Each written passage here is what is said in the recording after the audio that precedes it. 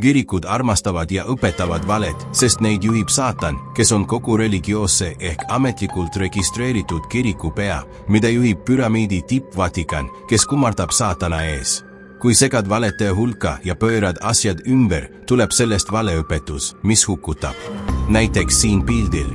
Kui ma seda alumist osa läbi ei kriipsutaks, siis mis toimuks siin pildil?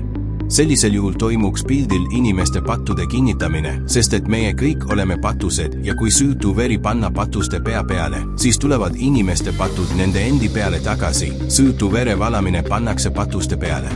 Kirikutes on mitmeid valerepetusi, kuulake alati hoolega, mida teile räägitakse ja katsuge kõik läbi, nagu on meile öeldud, kõik läbi katsuda, inimesed, vaimud ja õpetused.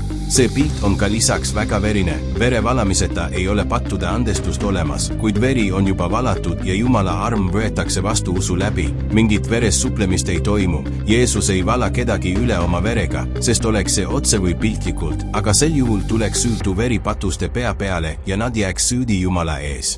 Kirikud jagavad valeõpetust ja lasevad selliste piltidega tulla inimeste patud nende peale tagasi. Seda kinnitab piiblisalm Matteuse 23 peatükk, salmid 34–36. Seepärast, vaata, ma läkitan teie juurde prohveteid ja tarku ja kirjatundjaid. Ja muist neiste tapate ja lööte risti, ja muist neiste piitsutate oma koguduse kodades ja kiusate neid taga ühest linnast teise, et teie peale tuleks kõik vaga veri, mis on valatud maa peal alates õige Aabeli verest Sakaria, Berek ja poja vereni, kelle te tapsite templi ja altari vahel. Tõesti, ma ütlen teile, see kõik tuleb selle sugu põlve peale. Ehk siis, kui süütu veri panna inimeste peale, siis nad ei saa oma pattudest puhtaks, vaid nende patud kinnitatakse neile. Isegi sümboolselt mitte ei pesta inimesi Jeesuse verega, sest süütult valatud veri läheb patuste peale ja mõistab nad süüdi.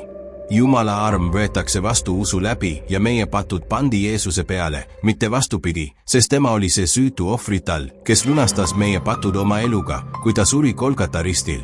See pilt on seega tahtlik saatana pettus, sest isegi Vana Testamendi ajal ei pestud inimesi hukatud loomade veres, vaid inimeste patud pandi looma peale, kes hukati. Siin pildil on kõik tagurpidi keeratud.